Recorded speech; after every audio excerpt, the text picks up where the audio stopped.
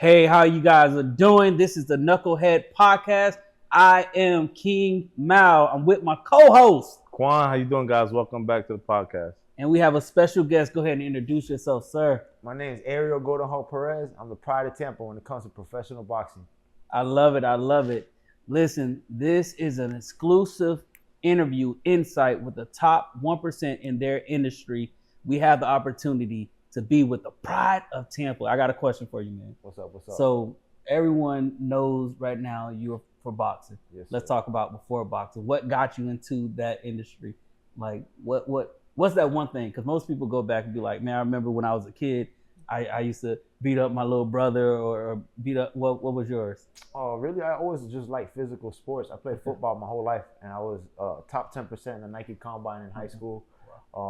I was always like a star player on all my teams, but I lost that opportunity because I did stupid things in high school, with like dealing with guns and just being in the wrong place at the wrong time, and just as a kid not thinking, and didn't get to graduate high school because of that. So I lost that opportunity, and I started doing construction and basically making money however I could make money. But I always had that emptiness inside of me of like sports. I've been doing this since I was 9 years old. I always knew I was gonna be a top tier athlete. Okay. So I just went into boxing because my neighbor was doing it, and it gave me that satisfaction like football. It just brought me back. So it really helped me feel like myself again. Gotcha. Yeah. I know we were talking a little offline when you were you saw your neighbor, but before you actually got started and went over there to your neighbor, you was like, all right, man, let me get rid of this construction body. Yeah. So I had to really get ready because my neighbor was Coach Allen. He had a professional fighter there. Okay. So I had to get ready for 2 weeks to go over there. I didn't want to just go over there out of shape. I was fat. I had the construction body going on. I'm 29 years old. Right. So I was in my head, I was like, man, I still got it. I started working out for 2 weeks, and I thought I was him again. Right. Like my whole life, I always snap back good. I felt like I was gonna be good. I went over there. I sparred this dude. It was not how I expected it to be. And Coach Allen was an old-fashioned coach, so it wasn't really training. It was just fighting every day. That's how you learn how to fight. Wow. And so I got in there. He beat me up a little bit bad. I wanted to go back in there and prove myself, but Coach Allen saved me. He said, "Hey, man, hold up." He's like, let's practice, man. Let's get right, and then come back. So that's what I did. I trained every day and worked all that weight off. It came off, and then I started doing really well in there. Okay. And that's how I started boxing. And I wanted to go pro after that.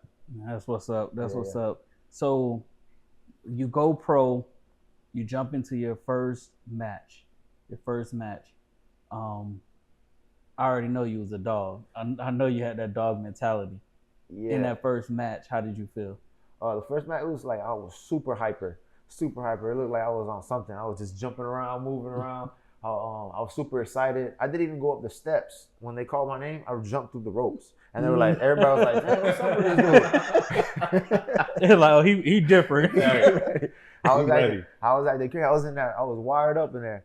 And I actually fought a Golden Gloves champion, my first fight ever. I signed up for a tournament, but I didn't know. I didn't have know the difference between a regular fight and nothing. I just signed up 3 months when I started boxing. I signed up for my first fight. I remember it was on December.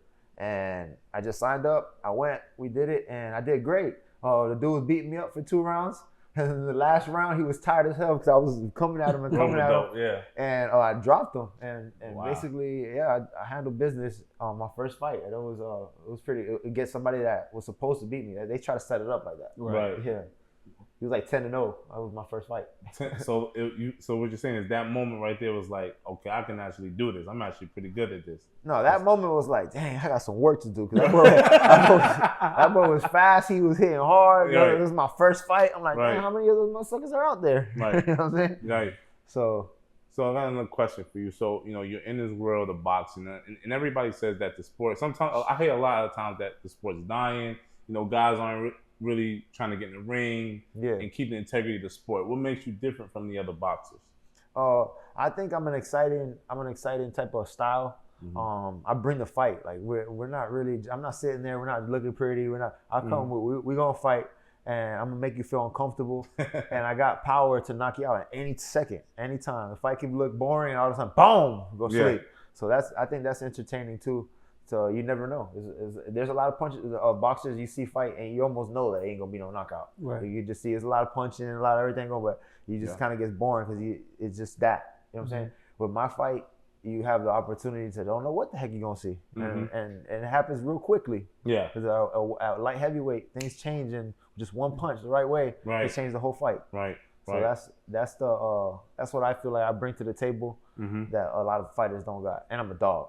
I'm a dog. I'm coming. Yeah, no, most definitely. I'm coming. Yeah, I was talking to your manager. So I got another question for you. So being in boxing as long as you've gone it, right, going 8-0 like that, like congratulations on that again. Like that's an amazing accomplishment. Thank you. What's one boxer that you either mimic or maybe like you study more often than the others to say, oh, I like this from him, I'm gonna use this, or I'm gonna kind of like build my own, style around that? Yeah, definitely. So my style is it's like slick pressure fighting. I'm in your face, I'm coming, but I'm real slick. Like you have to really think before you take a shot because I'm gonna make you miss and make you pay really fast.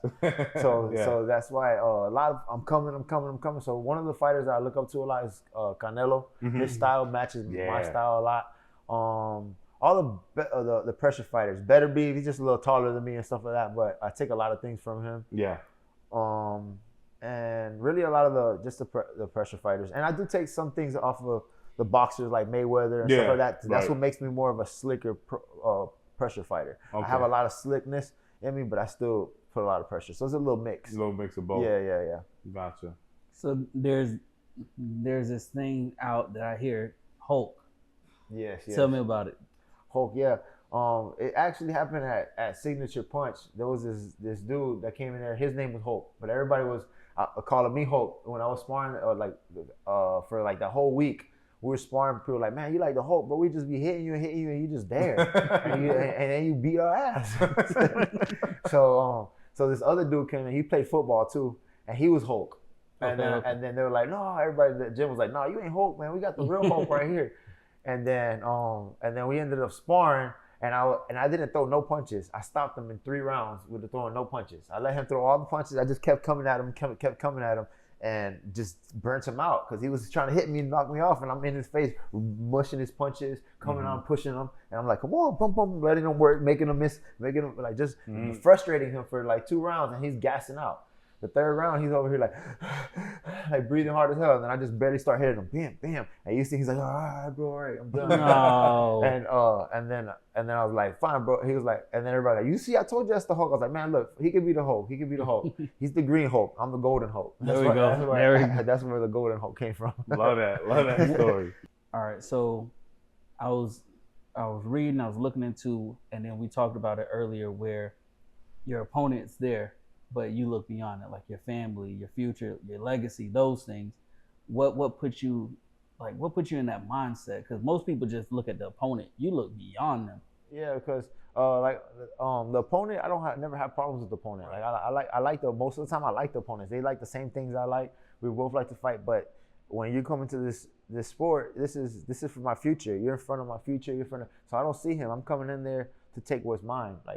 And that's just the mentality that I come in. I don't really see the fighter. I just know that I work really, really hard, and I feel confident in myself because of the work that I put in. Like I think about the work that I put in, and then I think about what this man is standing in front of, and I feel confident. I'm like, I know he didn't do what I did, because I did absolutely everything I could do to be at the top of my game. So, and this is for my family. So I'm giving you everything I got. And 99% of the time when I'm giving you everything I got, I'm winning. So you mentioned how family was like a root for you as far as pursuing boxing and where you're at now. Being 8-0, that's no minor feat. How do you balance being a boxer who is so dedicated to their craft, but also have the weigh-in with the family, right? Because I'm pretty sure there are moments where you got to choose whether your career or spending time with the family. So how do you balance both? No, definitely. A big thing is I got a gym, Tampa Bay Hope Camp right there, and Amateur Works in downtown Tampa. Yeah. So I bring my kids with me to work. That's awesome. And my little one, he's actually like a little superstar. He's already boxing already. It's pretty amazing. You watch him do his thing. So that helps me. That motivates me too, because he looks at me like I'm some type of superhero or something like that. Yep. So yeah, I'm being a good example for him. Before, he used to see me do construction, don't know what I'm doing. Like, you know what I'm saying? I'm at home, and I just didn't feel like I was giving him any type of role model. He was just being whatever he wanted to do. So when I started doing boxing, I started seeing my kids look up to me a little bit more. Wow. Like, dang, that's dad on TV. Right. So that right there made me feel like a little bit. That's awesome. Like I had to work harder, and it helped me get to where I'm at right now. It definitely helped me to get where I'm at. Yeah. Speaking of Tampa, now, do you walk around Tampa and people like, Golden Hole, Golden Hole? And you be like, sometimes, yeah. Sometimes you like, dang, I can't go to the club now. Yeah. Sometimes it do be like that. Sometimes it do be like that. Yeah, I walk around and people just screaming my name, especially by Riverwalk, because my gym's right there. I run there all the time. Every time I take off running, somebody will scream, "Ho!" Or I go out to dinner or something, and somebody will come and be like, "Hey, aren't you Hulk?" I'm like, "Yeah." But I'm still. It's just starting to happen, so it's still cool to me. You know what I'm saying? I love him. Like, that's me. I'm Hulk. Yeah. So it's pretty cool. Gotcha. Your last fight, and maybe I'm wrong. Tell me if I'm wrong. You didn't even want to shake the dude's hand. At first, I didn't, because this was the biggest fight. This was like make or break. Like this was gonna get me to the next fight. I have a potential fight on like big cards, and I just got to make sure I perform with this guy. So I didn't want to shake his hand. And knowing he came from the Nate Diaz camp, they're very disrespectful, and they like to talk trash and start fights after the fight. Wow. So since I had that mentality coming in, so I was like, I ain't shaking his hand, ain't none of this business. I'm gonna do it. But when I actually went and met him, he wasn't like that. He was pretty cool and humble. So, but I still had to do what I had to do. Business. Yeah. So at that fight, there was a like different guests, right? So I know Jake Paul was there, and there was someone that was sitting with him. Oh yeah. Right? I mean, what does that look like for you? Yeah, his name is Mike Perry. Everybody, man, all my people would love to see that fight, and he's a cool dude. I know him for a while now. We've spoken a bunch of times. Real cool dude. He's around here from Tampa too. Okay. So yeah, it would be for business to bring a good show for the people. That's what I really think. It'll be a good show for the people, because he is a tough guy. He's not no pushover. I think he'll push me to my limits. And I think it'll be something good for the people to watch. It'll be very entertaining, I think. Okay. Yeah, agreed. So, we kind of talked a little bit about your professional career and how you got to this point, but I want to kind of talk a little bit, because we do talk a little bit about money here. Yeah. So, talking about the business aspect of boxing, I know Tozy Manager, great guy, he kind of gave me some insight on some of the fundamentals that he's trying to instill in you. So, kind of going into this transition, right? You're in the boxing world now. How do you manage, or what is your strategy as far as dealing with managing money, managing your career? Because I know obviously this is a window, right, where you're actually a professional boxer. I spoke with your manager. He's trying to make sure that you're set up outside of boxing, which is amazing, because a lot of managers are only focused on the ones and zeros and not the person. Yeah, no, I got a super good manager, and he's always taking care of me left and right. So I let him guide me, and we're doing good. We got this far so far. What would be some advice you're giving to maybe a kid that's coming into the boxing, like what to expect from the business aspect? Well, I opened up a gym too now, like I was saying, Tampa Bay Whole Camp, and I'm getting members to join, do memberships and all that, and I'm building income there too. Because boxing, you make good money, but it doesn't come right away. It takes a little bit of time, so you have to definitely try to figure out ways to bring income besides boxing, especially in the beginning. So I did it with more boxing. That's because I just started training guys. And that's how I manage those windows that you don't. I fight like every 3 months, so I need to make money every month. I don't really make money, so that's how I manage those windows. And now I'm getting to the point that I fight one time and it takes care of all of the months. It's amazing. So yeah. So I like that, and I kind of want to touch on what you were saying. Why is it like there's managers that's not like your manager? They only see kind of what you were saying, the forefront. Hey, let's box, let's get money. That's it. I think that has a big part to do with God. God aligns certain people with certain people, and I think because I could have been with anybody. I started late. There's a lot of things that put me on the back burner, like really didn't look good for me. You know what I'm saying? And everything just aligned a certain way. He believed in me. A lot of people didn't believe in me, and we got to this far. We just kept pushing and pushing, and we proved everybody we were what we said we was. And that's just the beginning right now. It's getting better. I feel like what's delayed is never denied. You know what I mean? Yeah, So a lot of people look at delay as it's the ending point. But that doesn't mean you look at you. Like exactly. you're a prime example. So definitely gotta give you your flowers down. Thank you. It just it's a proven point. Yeah, there's a saying in the Bible is God's timing. Yeah. So I think that's real to the fact. It's not about when you want to do it; it's when He wants to do it. So just have faith in what you're doing. Have faith in God, and just keep pushing forward, and you will get your reward as long as you have faith. You got to really believe. 100%. Agreed. So, question for you. So, 5 years from now, what is your like? Are you still boxing? Are you looking at being more of an entrepreneur? What does 5 years from boxing look for you? Looking like 5 years, depending on how the bag's looking. I might champ of the world. What we talking about? I might be either just retired or planning on retirement around there. Okay. Yeah. Gotcha. So, I mean, we mentioned a little bit about some opponents that you would want to fight or possibly get in the ring with. What's your ultimate goal as far as boxing? Is it just to make an impact while you're in the sport? Is it obviously leave a legacy? But what does that legacy look like? If you had it your way? I want to, like I said, I only been boxing for 3.5 years, so I'm still developing.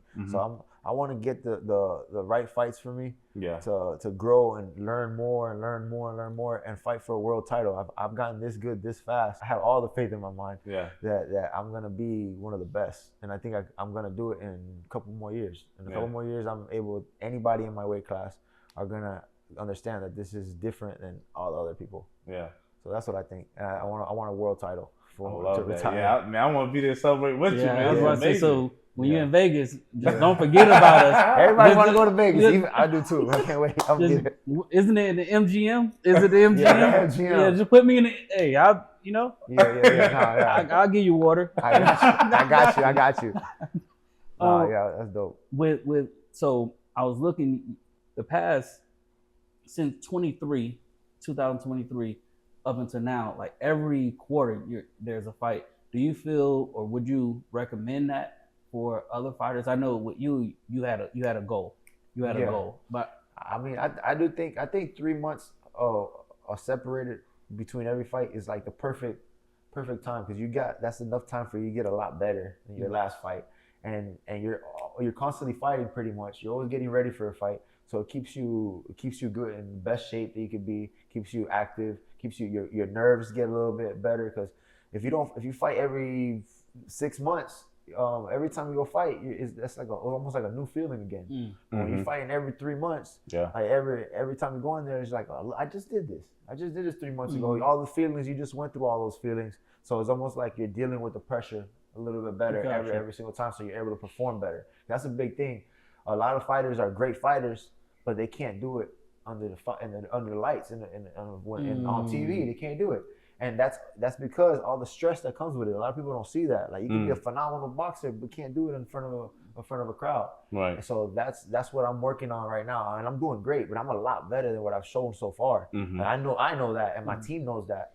But it's little by little able to perform how I really am in front of a crowd, because it takes, by the time you get there, your mind's going a million miles per hour. You're trying to get everything calm down, so really think about the fight. You're thinking about what you're gonna do, and sometimes you just can't think about it so quick. So it takes a little bit to get into your groove. So yeah, that's a big thing with boxing. But I'm doing great for the amount of fights that I've been able to fight in the biggest stages, and that I think that helps a lot. Fighting every 3 months gets you a lot more comfortable for those moments.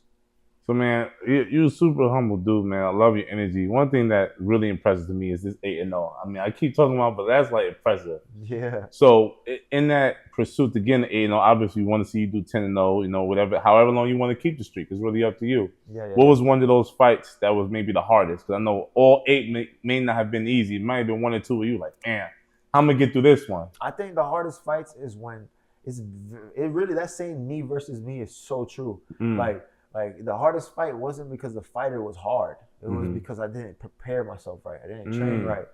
Like any fight that I've ever fought, none of them were really hard if I trained properly. I mean, I went through like little trials and tribulations. I got dropped in my third fight. I got dropped in, but it was like a flash knockdown, and it was something that I did wrong, and I knew exactly what I did wrong. Oh, okay. You know what I'm saying? So it was like, damn, I can't believe I did that. I practiced it all the time at the gym. So what made me feel good is I knew what I did wrong. Right. So I still went into that corner. I'm like, okay, I know exactly why he caught me. So it ain't, just relax. Everything cool. Yeah. It ain't like he dropped me and I don't know what happened. Right. Like, all right, buddy.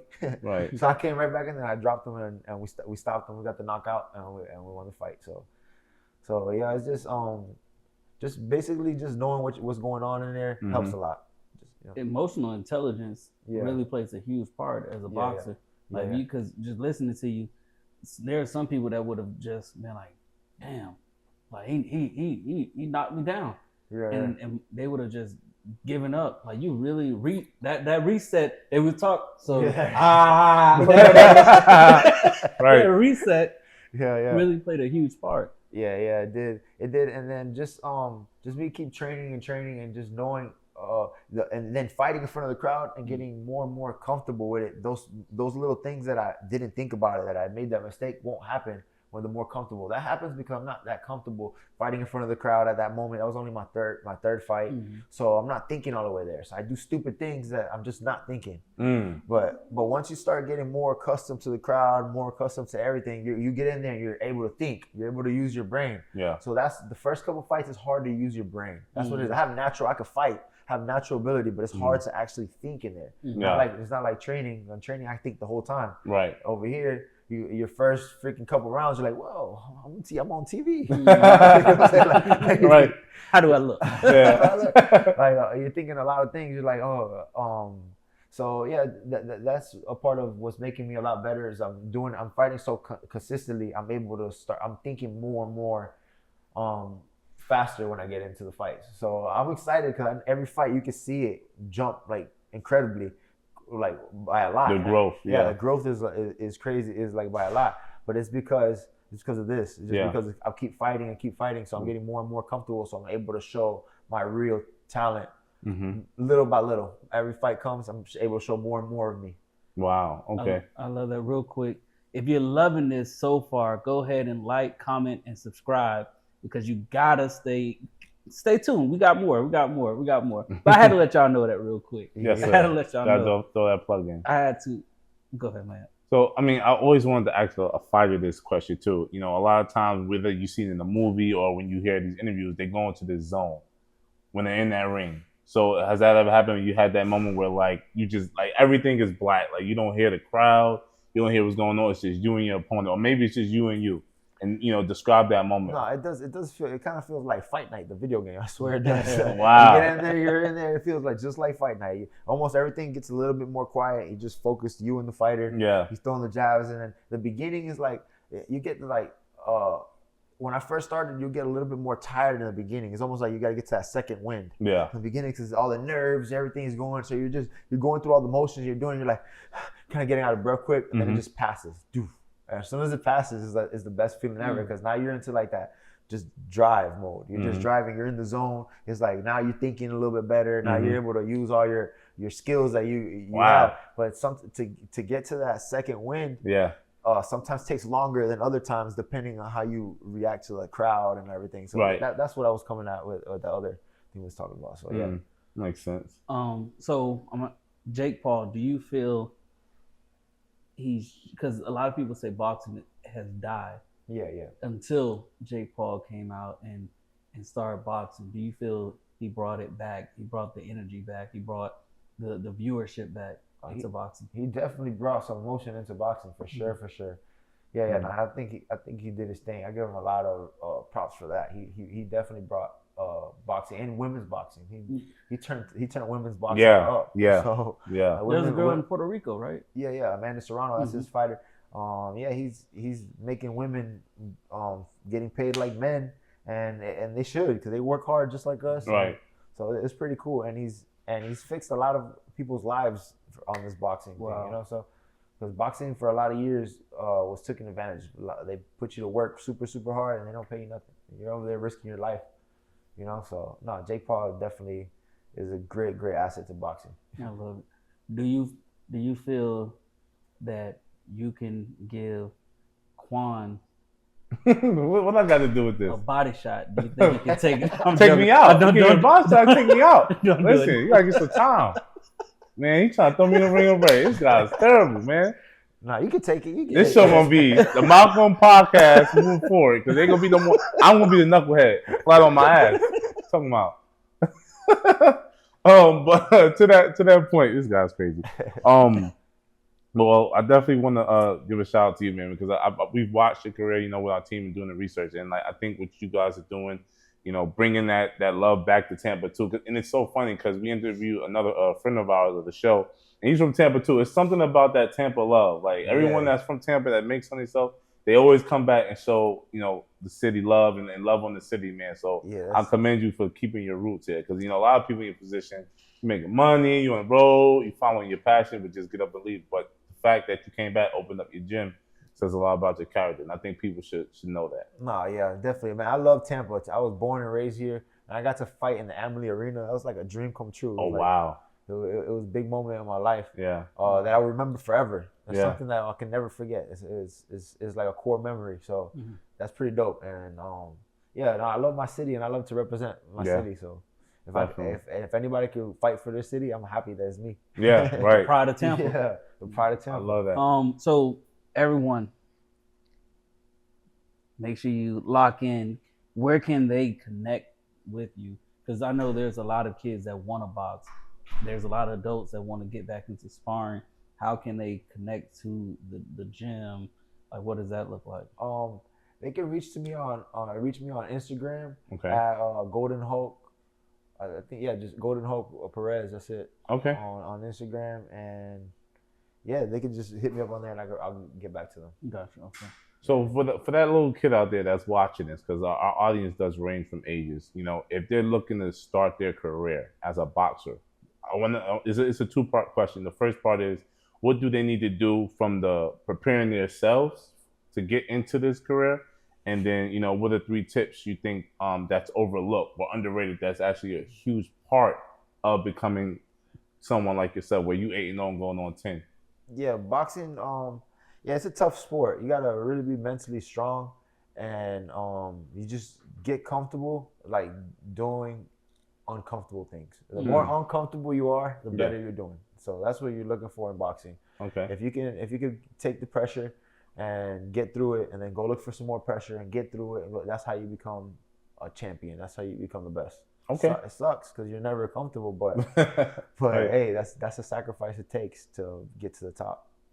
That's why not everybody will be a champion. Right. I love that. I love that as well, because I know you were saying, especially when you were in the garage and your first coach, he had you running. You couldn't even run up the street. Yeah, I was fat. I came from the construction. I was doing construction with my dad, eating Cuban sandwich and mango shakes right here, and the Cuban little Cuban store around here. Right. So I was fat. I was like 230 pounds, freaking like a little bowling ball. And I prepared 2 weeks to go to the coach to start training with him, and then he made me run to the gas station. It was like 0.8. I went like 0.4, and I was about to throw up. I was with some other boxers. Yeah. And they were like, come on. I was like, I'll catch up. Huh? And I remember just walking the rest of the way. My legs was hurting. I was feeling like throwing up and all that. But I knew I like I said, I was top 10, like one of the top 10% running backs when I was growing up. So I knew I had that edge in as an athlete. I just knew I was fat. Mm-hmm. So I was like, man, I'm just going to come every single day and start getting this fat off, and then I can start finding my real self. Right. Like right now it's hard when you wrapped around all this fat stuff. Right. Yeah. So I dropped all the weight, and then little by little my attributes started coming back. Everything started just snapping right back. Yep. I like that, because and I want to let the audience know it don't matter where you start from. It's just getting started. It doesn't matter how far you go the first time. Just get there and keep going. Because at the end of the day, if you don't stop, then you can become the Golden Hope. So it's just one of those things that you want to keep in mind. So when can we get you in the ring, man? Yeah, that's what I'm saying. Me? Yes. You want me in the ring? I thought he was asking. I was asking the Hulk questions. This ain't my interview. Man, if I don't even consider, I got to do some serious training. I'm training with you. I need that 30-year-old training. But What I was gonna say is, speaking of rings, when's your next fight? I know we talking. Your manager definitely mentioned that you're still in negotiations. So when you hoping to get back in the ring if everything works out the way it should? Well, I've been fighting every three to 4 months since I started my career, so I don't plan on changing anything. So I don't know. So exactly in other words, it's coming soon. It's coming, yeah. Yeah, I love that. I like that. Yeah. So soon. Yeah, Soon is coming. Soon is coming. If I'm you definitely drop a fight, I think, before the end of the year. I like that. If you could give any advice outside of just boxing, but just in general, any motivational advice to the younger you, let's talk to the younger you. What would that advice be? Just work hard, man. Just work hard and believe in yourself. Have faith. Have faith, because that's what tears up a lot of people. They start off with motivation and they work hard and it's working and they're motivated, but then one day happens, they don't feel as motivated. They're like, oh, I'm tired today, and that just kills everything. So it's more about discipline over motivation and just having faith in yourself. Bad days, good days, you're still there. You're still doing it. No matter what the day's looking like, you're still going to do it. And that's the only way to climb. You can't climb up the ladder and then say, I'm tired today. Let me sit down. I'm gonna get up there. You ain't getting up there. You sitting down. Yeah. You know what I'm saying? Yeah. You gotta just keep going. Just have faith and just keep pushing, and you're gonna get there 100%. Yes, sir. Yes, sir. I needed that motivation. Man, Go ahead and put my leg like this. This guy's I needed crazy. that motivation. You try to throw me in the ring. Now you still in motivational cues. What's next? Hey, my bad, man. You want one today? I just wanted to see you in the ring. I want you to go to Vegas. I wouldn't mind doing that. For fun, for charity, son. Oh, I might not. I need all my teeth charity. though. I just went to Disney, so I'm I jacked ain't up. doing that for charity. We got to put y'all in the ring. Yeah, put him in the ring. No. Put him in the ring. Hey, you got the size advantage. You versus him. Hell no. I like to just be the manager. Let me manage. Let me manage. I can be the manager. Yeah. Well, thank you guys for tuning into another episode. I hope you love the content. Like, subscribe, share to the channel. Again, I'm your host, Quan. I'm your host, Malcolm. With the Hulk, the Golden Hulk. Ariel, the Golden Hoe Perez. The Yeah. Pride of Tampa. Remember that, boy. I'm coming from my city. Yes. All right, till next time, guys. That's the pod.